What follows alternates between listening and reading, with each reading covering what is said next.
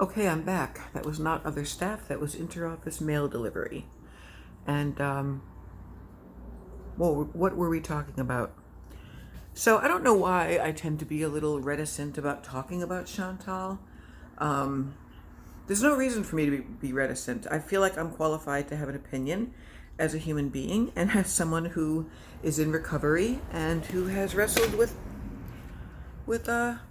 behavioral disorders and diagnoses and, yeah, recovery in general. I got opinions. I don't want to be reticent anymore because I'm sick of the cat abuse. I'm sick of her swearing at them and calling them names.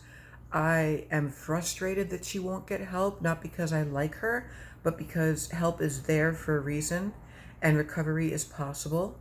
And there's more to life than just nothing but selfish self indulgence and reckless, just absolute disregard. Like, again, I don't like Pete's either as a person. I wouldn't go get a hamburger with him.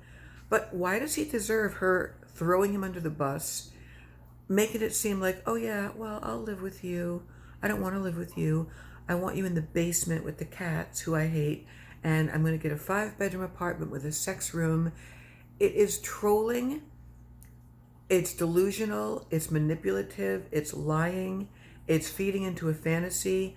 She can barely walk around. All she wants to do is eat, sit on a rolling chair in her kitchen, and take drugs and glorify them and lash out at people and bite the hands that feed her, which she's lucky to even have because she's ridiculous.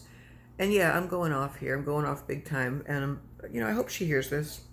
I never tag anybody or whatever, but I know there's a few people that automatically thumbs me down, and I have it like a feather in my cap. Because if my opinion bothers anybody, then it means I'm relevant, right? Guys, I hardly hate anybody in life. Like, there's a few, let's just say, well known people, historically and currently, I've hated for good reason. People can annoy me, people can, I don't know. Hate is a strong word, and I will give you that. I will agree that you can't hate someone you don't really know, right? She hasn't done anything directly to me. But again, as someone who works a program and who is a cat lover and who gives a shit about other people, I mean, that is my professional job. I just can't fathom the elitist, privileged, sloppy, slovenly, selfish, adolescent arrested development of just wanting to eat, talk about D, and throw friends under the bus and not think about any dignity or respect or shame or filter or thinking about her grandmother or mother or sister or anyone that cares about her. She just shits on them. Ooh, Lisa, take a breath. See, now I just scratched my eye and I didn't put my finger right in my mouth. I'm mean, right? I'm a bully. I'm a hater. I'm a hater because I won't scratch my cooch or my belly button and then smell my finger on camera. You know, I won't stick my finger in my mouth all the time. Which, by the way, I do know. Mean it's a technique for getting like red lipstick off your teeth. You're supposed to do that, but like you do it once, not 18 times. I mean, she has so many nervous tics, and they shouldn't get on my nerves, but they do.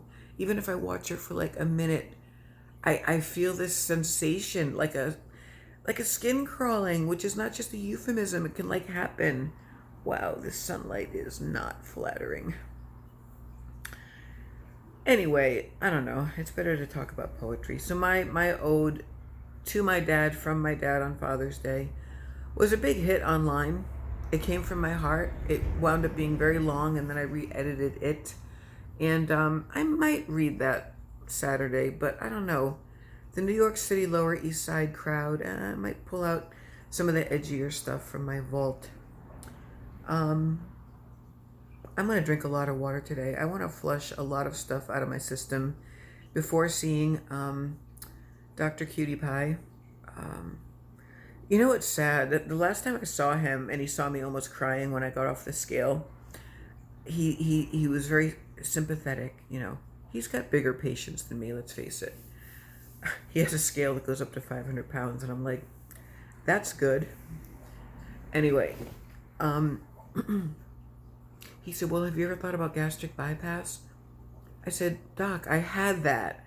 I had it in August 23rd of 2001. I'm coming up on the 21st anniversary of getting my guts ripped open and having my insides bisected and resected and intersected and my stomach pouch being made the size of a golf ball. And I've gained it all back now except for maybe 10 pounds.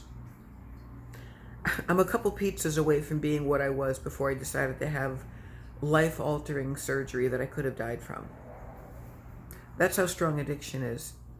And it's not addiction. I'm not a food addict. I am a uncareful eater. I'm not a disciplined eater. I've messed up my metabolism by dieting up and down, yo-yo dieting over the years, starving, binging, being out of control at the time that I got my surgery. And then I had the surgery, which severely restricts your calories. So you lose weight really fast. And then if you don't get therapy and work on what's up here and all the behavioral trauma, triggers, and past issues that made you overeat as comfort in the first place, then you replace those things with drugs and alcohol, which is what I did. Kind of a classic tale. When I went to rehab, my roommate had had gastric bypass surgery, and she became addicted to drugs. I became addicted to alcohol, and I met probably 17 people in there that were there with cross addictions, transfer addictions. It's a thing. I didn't make it up. It's a thing. Everything stems from the heart and the head and the soul and the mind and the belief system and the value system and your self-esteem and the messages you received in childhood.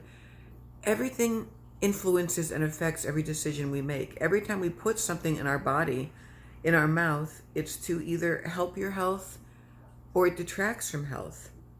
You know, I mean, that's the amount of mindfulness I have to recommit to. Every time well, I'm not going to say take a drink. I don't drink anymore, but I mean like water. I drink water. I don't like soda.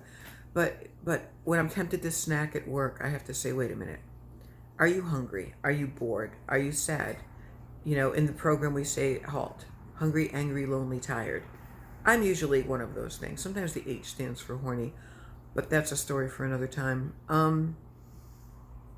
I listened to Pulpy Syntax this morning, and something he said really struck me about his own struggles with food. Oh, there's the phone. I'll be back.